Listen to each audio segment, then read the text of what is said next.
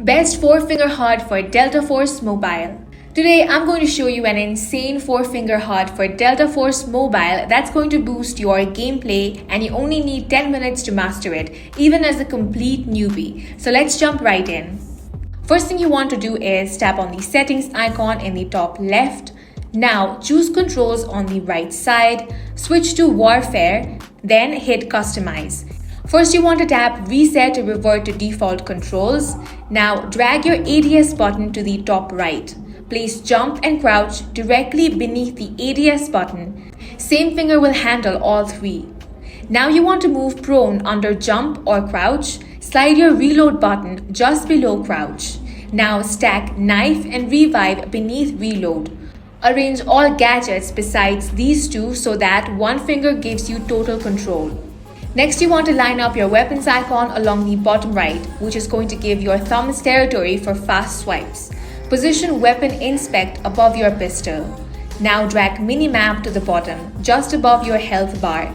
Slightly enlarge the health bar for visibility. Now you want to move both your fire buttons to the top left. Same finger will fire all. Then place your scope toggle right under the fire buttons for rapid zoom switching. Clean away any leftover non-essential icons.